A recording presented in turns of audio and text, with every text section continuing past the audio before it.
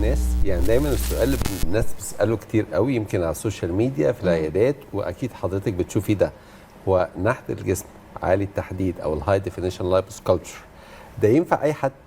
عشان احنا كلنا عايزين نعمله. عايزين خبرتك وانا عارف انك توتال ديفاينر. ايوه. وانت لايسنس وسيرتيفايد انك تعملي الهاي ديفينيشن لايبوسكالبتشر. تمام. مين ينفعه؟ مش ده السؤال دايما بيجي لي؟ طبعا يعني طبعا اي حد يعمل اللايبوسكالبتشر. وعايزاكي توضحي كمان ايه هو التوتال ديفاينر عشان في ناس ممكن بالظبط. مش عارفه.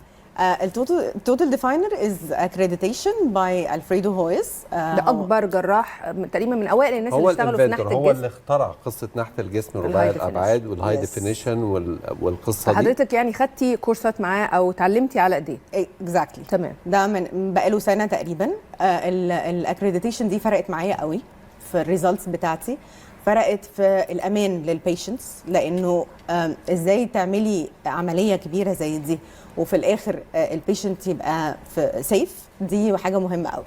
بنتبع بروتوكولز بري اوبراتيف. انا غلسه جدا في اختيار البيشنت يا دكتور. ده مهم طبعا. قوي. ده مهم ده جدا مهم جدا طبعا. جدا جدا. يعني انا مش بعمل لاي حد فوق BMI 30 مثلا. حد وزنه زايد قوي ما بتعمليلوش. حد وزنه زايد قوي بالنسبه لطوله ما بنعملش. كتله الجسم لازم تكون اقل من 30. اقل من 30. يعني يكون زايد كام كيلو مثلا؟ ممكن من 5 ل 10 كيلو. تمام. من 5 كيلو. 5 كيلو اكتر من كده لا. ده انت فيري كده مش هتشتغلي يا دكتور. ده الايديال. ممكن يعني في احيانا 5 ل 10 بالكتير. بس ده انا ليه بقول كده؟ علشان اقدر اديه ريزلت لونج لاستنج، يبقى مبسوط كمان. ولونج لاستنج انت المفروض تكوني واصله قريب من الايديال بادي ويت بتاعك قبل ما تعملي عمليه النحت. انت مش جايه تعملي عمليه نحت عشان تخسي، جايه علشان نظبط كونتورز معينه. تمام. عشان نظهر جمال معين. هو اوريدي انت جميله وكل حاجه، بس اللايبوسكالبتشر بيبرز حاجات معينه بس. وده بنحتاج بين كلي ولا ممكن بنصفي او موضعي؟ بامانه انا بعمل ببنج كلي.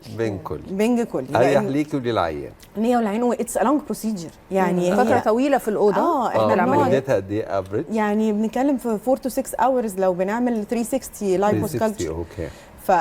فهتفضل صاحيه كل ده؟ صعب.